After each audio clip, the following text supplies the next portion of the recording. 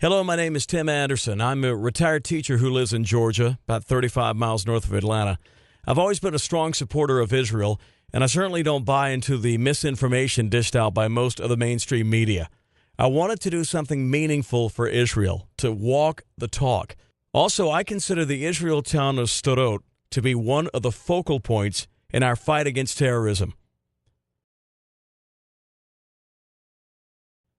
I arrived in Sderot at 11:05 hours on Sunday, 03 Feb 2008. The town seemed peaceful. People were seen shopping and commuting about town. Beautiful artwork graced many of the public areas.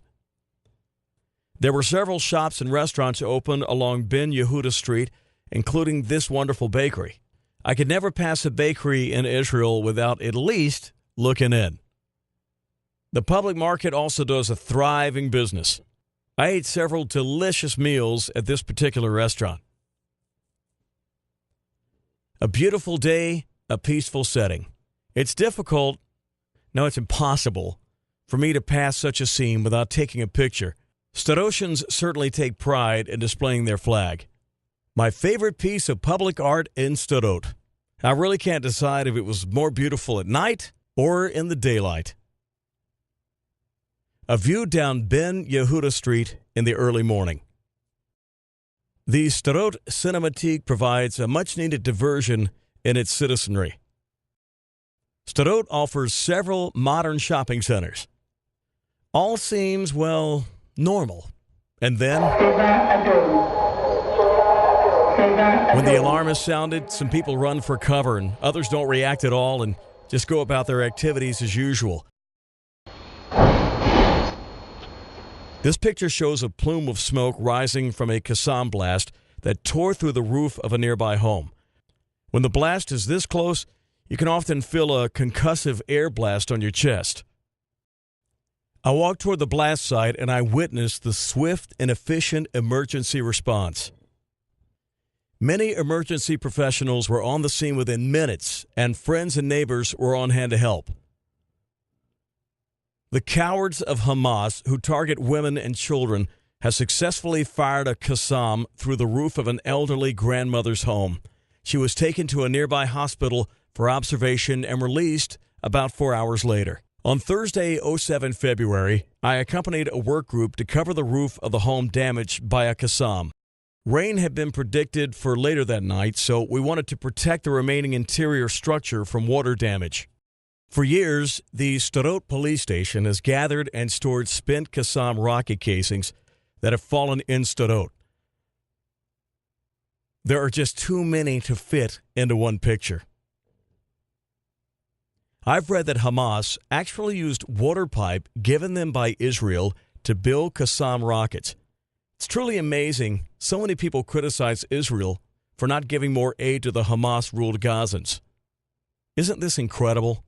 Barriers have been placed above and around Sderot schools to protect students during school hours.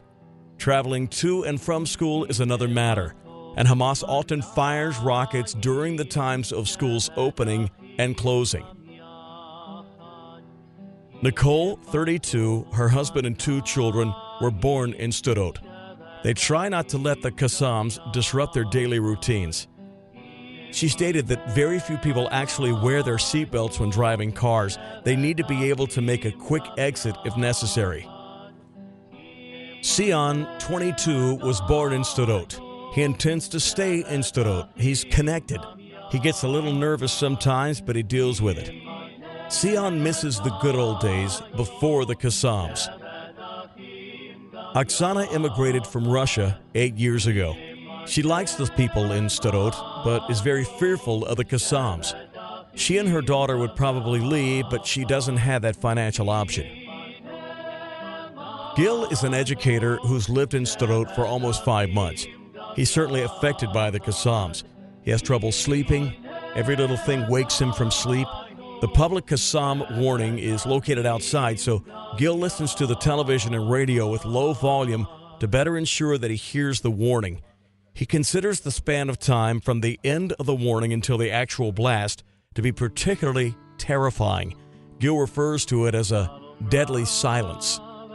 I came to Sderot as a volunteer for Beit HaMitnadev. Dror Marsha is the hard-working director and truly one of the good guys. Here he is inspecting Kassam damage while calling for repair assistance. We often had to cover damaged windows and roofs. Dror waiting for the rest of us to climb up. If you're willing to take the risk, the rewards are great. One service provided through Beit HaMitnadev is supporting local senior day centers. I brought my trumpet along and entertained the seniors. Here I am painting the entrance to the volunteer shelter. When finished, this bomb shelter will provide safe sleeping quarters to approximately 20 volunteers. The volunteer shelter is also used to store humanitarian aid for those in need. I'm putting the finishing touches on the Beit HaMitnadev logo as affixed to the freshly painted volunteer shelter entrance. The underground volunteer shelter is almost ready for guests. In fact, I was the first volunteer guest. Steve Prestwood, another volunteer, is trying out the luxurious bathing accommodations. The showers had not been completed, so all we had was the stainless steel sink. Israel had placed blimps on the Gaza border that act as eyes in the sky. They carry technology that can detect the launching of Kassam rockets from Gaza. They must be made of bulletproof material.